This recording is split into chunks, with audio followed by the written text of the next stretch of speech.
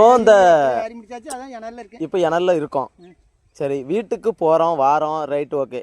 ஒரு நாள் பூரா அந்த பனங்காட்டுல இருக்கிற இந்த வெறுப்புங்கிறது வரலையானோ? வெறுப்பு வராதுல, வீட்டுக்கு போனா தான் வெறுப்பா இருக்கு. ஓ, அப்படி ஒண்ணு இருக்கா? காட்டுக்குள்ள நடந்தா சரியே இல்ல. ஒரு அல்ட்ரா சில்ட்ரா ஒரு பெரச்சத்தம் இருக்காது. இந்த இணல்லே படுத்து நம்ம பாட்டுக்கு தூங்கிடலாம். வீட்டுக்கு போனோன்னு பொண்டாட்டி ஒரு கரையில பேசுதா, பிள்ளைகள் ஒரு கரையில பேசுது, எல்லாரும் கொந்தளிக்காங்கண்ணே. சரியா இருக்கப்பா.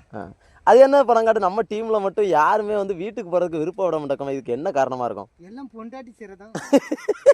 பொண்டாட்டி போனா அங்க துட்டுல இங்க துட்டுலங்கால்வ துட்டு என்னைக்கு தான் வரும்?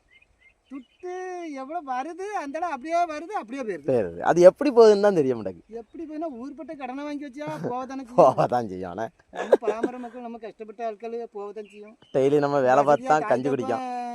சம்பாத்தியமா பண்ணி வச்சிருக்கானுமா. பிள்ளையார் சொல்லிங்கிறதே நம்ம தானே போட்டிருக்கோம். போட்டிருக்கு, இப்போ இருக்காள்கிட்ட இருக்கு, நம்மகிட்ட இல்லையா? நம்மகிட்ட இல்லை, அதான் பிரச்சனை. அதான் அதுக்காண்டி தான் வீட்டுக்கு போறதுக்கு கொஞ்சம் பயமா இருக்கு. வீட்டுக்கு போனா சேர தாங்க முடியல.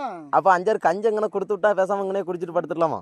கஞ்சி யார் கொண்டு வர? அதுவும் பெய் தானே குடிக்கணும். பெய் தான் வேண்டியது இருக்குண்ணே. ஐயா தான் சொல்லுவாரு, எல்லாம் பணம்னால யாராத தண்ணி தரது கூட ஆள் கிடையாது. அதே மாதிரி தான் இருக்கு. அதை சொல்லையும் செய்வாரு, பணம் எல்லாம் ஏறாதல தண்ணி தர பொம்பளை தண்ணி தர மாட்டான் சொன்னாரு. அதே மாதிரி தான் இருக்கு, தண்ணி கூட வீட்டுல போய் தான் குடிக்கணும். இங்க இன்னும் வரைக்காவது தண்ணி குடிக்கல. ஒன்னும் தண்ணி எல்லாம் தர மாட்டாங்க. ஆமா, பையனியை குடிச்சு தான் காலத்தை ஓட்ட வேண்டியது. பையனியை குடிச்சிட்டு தான் அந்த வீட்டுக்கு போய் தான் கஞ்சி.